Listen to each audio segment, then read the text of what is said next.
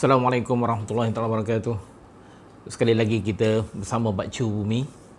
Jadi pada kali ini Pak Chu akan berkongsi satu cerita tentang tanah liat.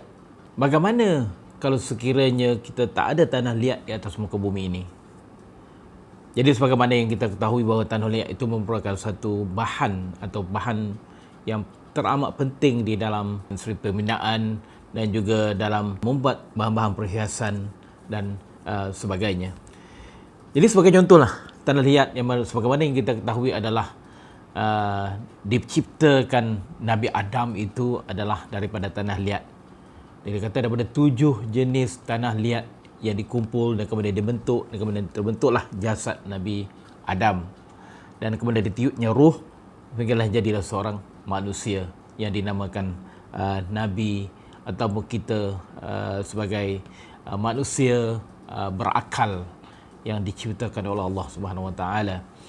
Dan sebagaimana yang kita ketahui bahawa tanah liat ini ada macam-macam jenis dia. Yang pertama kita ada kaolin, kita ada montmorillonite, kita ada illite, kita ada smectite dan ada lagi lah beberapa lagi tanah-tanah liat yang mempunyai komposisi yang berbeza. Tetapi yang paling dominan sekali adalah paling banyak sekali yang terdapat di muka bumi ini adalah kaolinite dan juga montmorillonite dan juga smectite illite. Itulah merupakan satu juzuk yang paling banyak yang terdapat di permukaan bumi. Dan inilah sebagai satu bahan seramik atau bebanan seramik yang boleh dibuat bermacam-macam benda.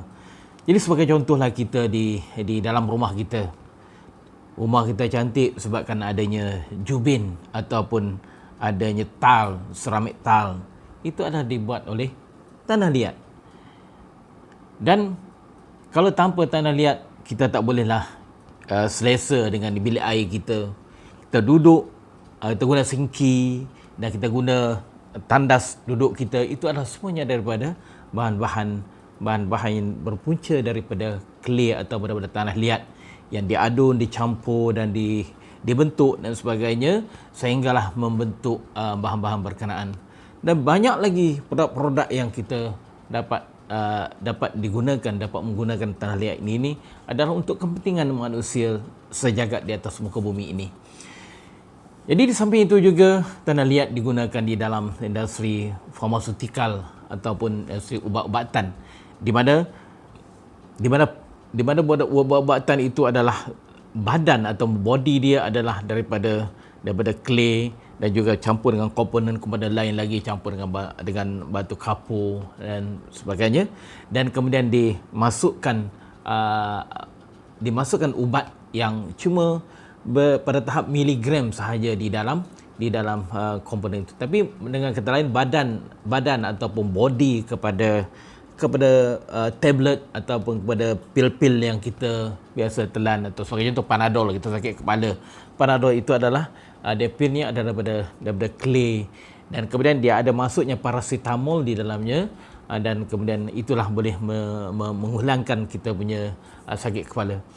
Dan juga seramik digunakan di dalam biomedical. Jadi sebagai contoh kita ada masalah gigi.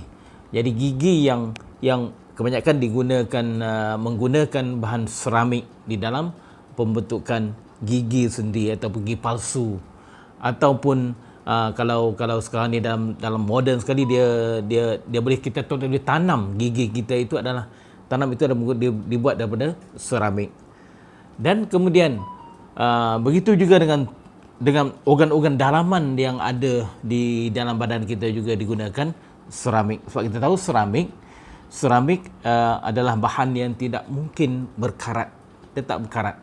Jadi dengan kata lain dia sebagai contoh tulang dan kemudian satu komponen-komponen yang agak penting juga di dalam badan kita juga banyak menggunakan seramik sebagai bahan ganti di dalam tubuh manusia, di mana tidak akan berlaku tindak balas di antara dengan bahan-bahan ataupun komponen kimia yang ada di dalam badan kita tidak akan bertindak balas dengan bahan-bahan seramik berkenaan. Jadi banyak yang kita ketahui bahawa seramik ini adalah memang betul-betul diperlukan di dalam kehidupan. Jadi kita bayangkanlah kalau clay itu tak ada, ataupun lempung ataupun tanah liat itu tak ada di atas muka bumi ini, maka dengan kata lain kita tak akan dapatlah membina atau membentuk sesuatu arca dan berbagai bentuk bahan untuk kita guna pakai di dalam industri dan sebagainya. Jadi sebagai contoh, Pak Acu guna gelas minum air. Bahan ini adalah daripada bahan seramik, atau bahan asalnya adalah daripada clay, daripada tanah liat, dan kemudian diadun dan dicampur sehingga mencapai satu tahap ataupun properties yang tertentu, sehingga dia dan dibakar kepada satu tahap atau satu suhu yang agak optimum, supaya bahan yang kita bina itu akan menjadi keras dan kuat, tahan terhadap sebarang hentakan dan sebagainya. Jadi itulah kekuatan, walaupun kita nampak clay ataupun tanah liat lembut, tetapi apabila kita bakar dan kita adun, kita campur dengan berbagai-bagai komponen, dia akan menjadi keras dan kemudian boleh digunakan di dalam kehidupan kita di muka bumi ini. Kita ada nampak tanah liat yang berwarna putih, ada tanah liat berwarna hitam, ada tanah liat berwarna kelabu, berwarna merah dan sebagainya. Tetapi dengan setiap warna itu dan setiap komponen itu mempunyai properties atau mempunyai sifat-sifatnya berbeza di antara satu sama lain. Jadi kalau tanpa campuran, blending ataupun pencampuran di antara bahan-bahan berkenaan mengikut kadar yang tertentu ataupun ratio yang tertentu, maka kita akan mendapat satu produk yang agak baik dan kemudian boleh tahan dan sebagainya. Jadi itulah yang Pak Cu ingin kongsikan pada kali ini. Kalau sekiranya tak ada clay lah di atas muka bumi ini, ataupun tak ada tanah liat di atas muka bumi ini, maka kebanyakan bahan yang kita ini tidak akan dapat kita buat ataupun kita nikmati hasil daripada clay ataupun tanah liat berkenaan. Itu je daripada Pak Cu pada kali ini. Jadi kita insyaAllah, jadi lepas pada ini kita akan ada tajuk lain yang lebih menarik lagi. InsyaAllah. Assalamualaikum warahmatullahi wabarakatuh.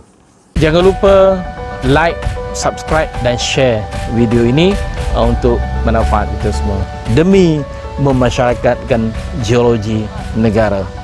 Bye bye. Assalamualaikum.